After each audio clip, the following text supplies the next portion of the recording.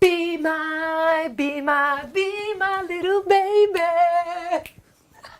Uncensored Pillow Talk. Here I am, Cecilia Castelli, with this hottie right next to me, specializing in queer affirmative mental health. Colin Stack-Troost. Is that right? That's Did I say that right? Yeah, that's You close are enough. so hot that I'm distracted by all the questions I'm going to have to ask today to this person, because I can't believe how gorgeous he is. What is it exactly that you do, Colin? I'm very curious. I met you on the Folsom Street Fair. I think Such that a chance encounter. it is, but you were right.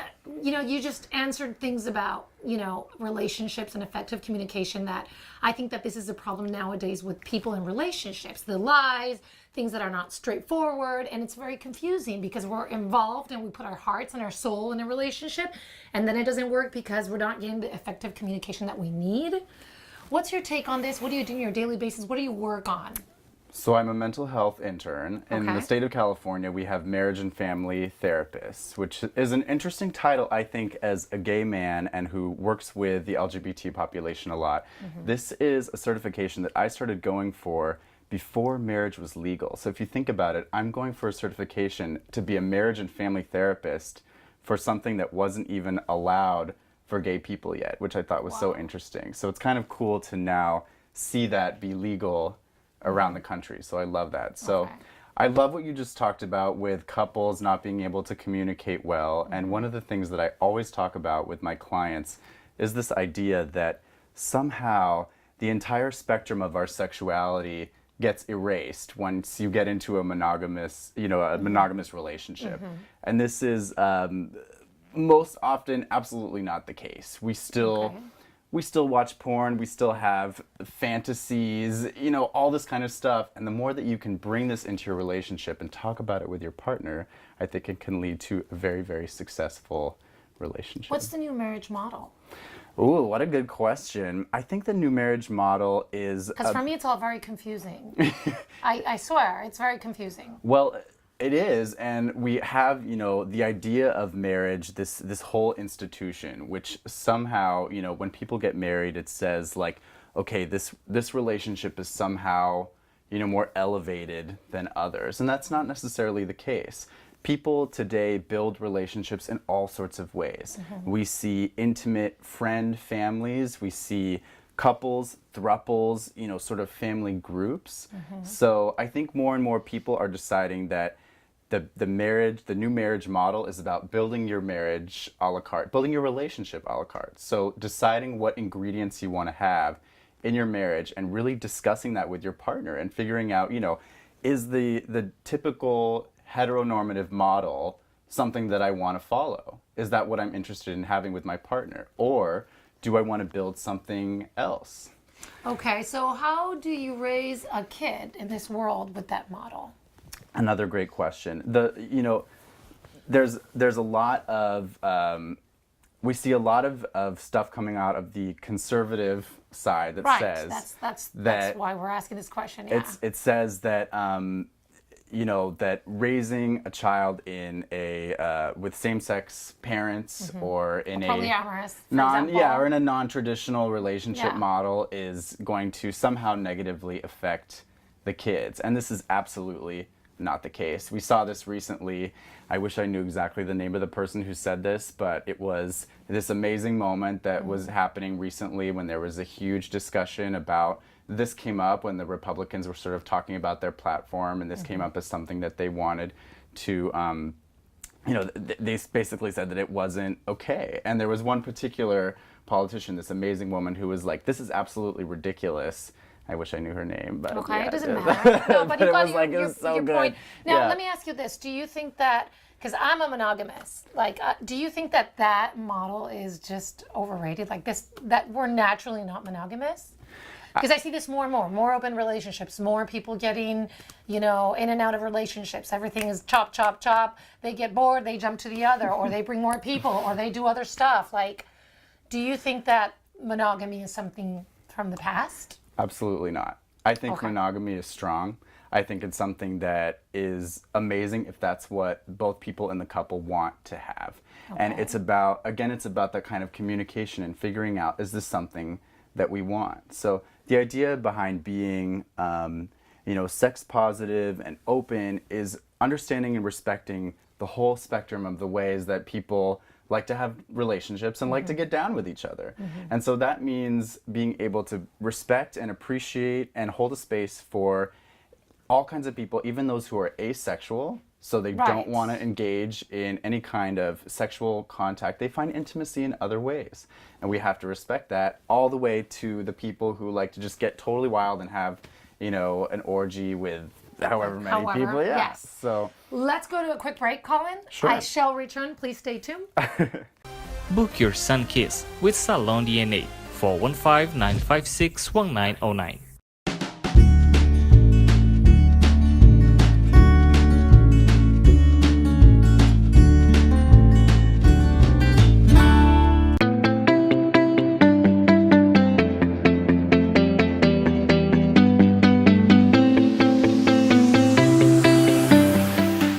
Uncensored Pillow Talk. Here I am again, Cecilia Castelli with adorable Colin next to me.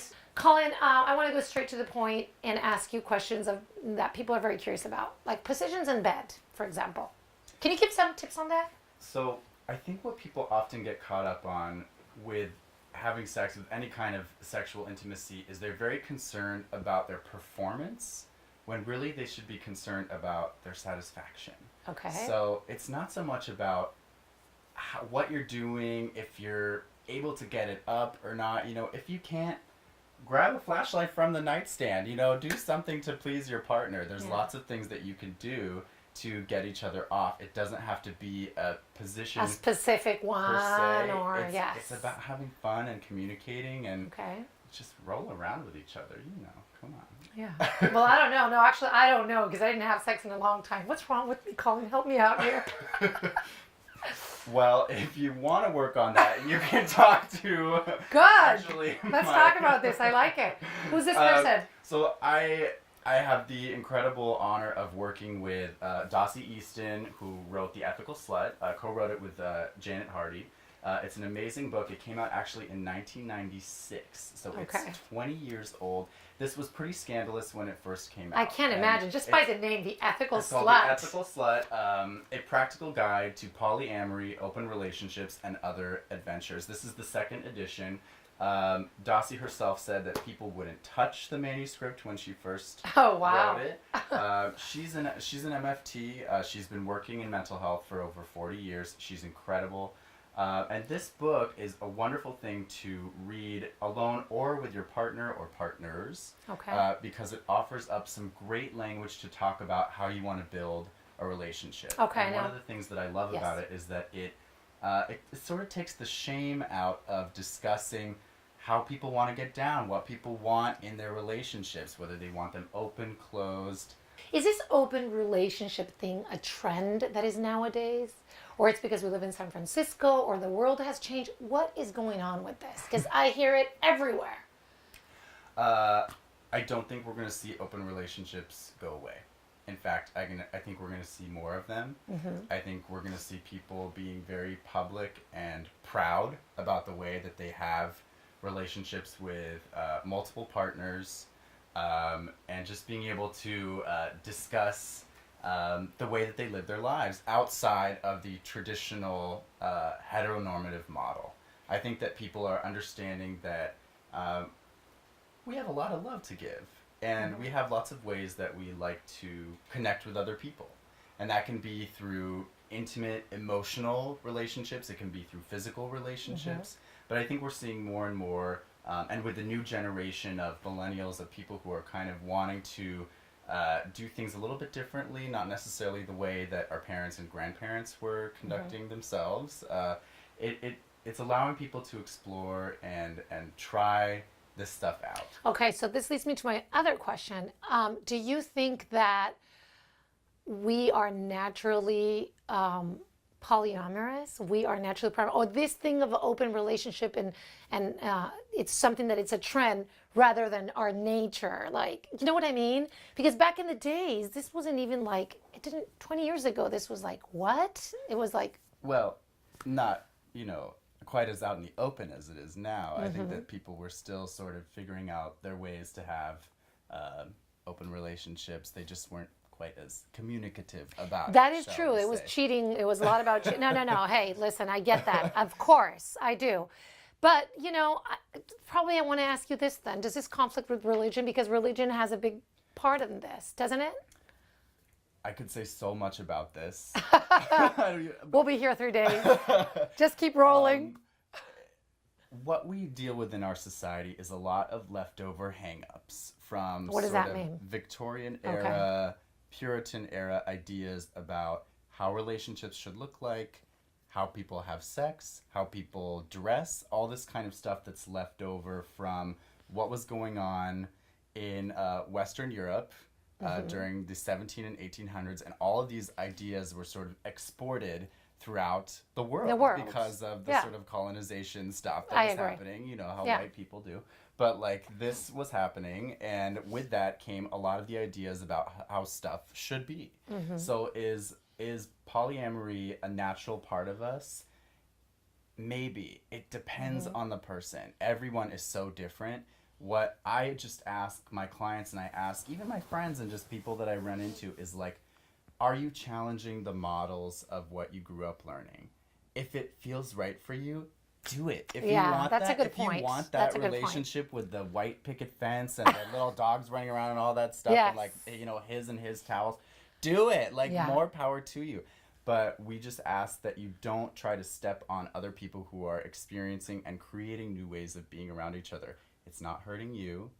You know, let people do their thing. Yeah. No, effective communication and honesty is an important one here, because if you're honest from the get-go, from what you want and where you're standing, nobody can be really hurt. So that's the whole thing here. So I agree with that. Colin, thank you so much for being the show. Thank you for having me. I would want people to, how do they contact you? Like, how do they get a hold of you? You can check out my website. It is www.cstmft.com. My website has tons of information about my practice, how to contact me, how to set up an intake appointment if you're interested in seeing me for therapy. There's also my bookshelf on my website where you can find more information about Dossie's book, as well as a bunch of other books that I love that have helped me learn so much about sex and sex therapy and queerness and that whole world. So, yeah. Thank you for so having me. much for This was being so in the fun. show. Yes, it was. Thank you. Everybody, this is it. The end of the show. I'll see you guys very soon. And have a great week.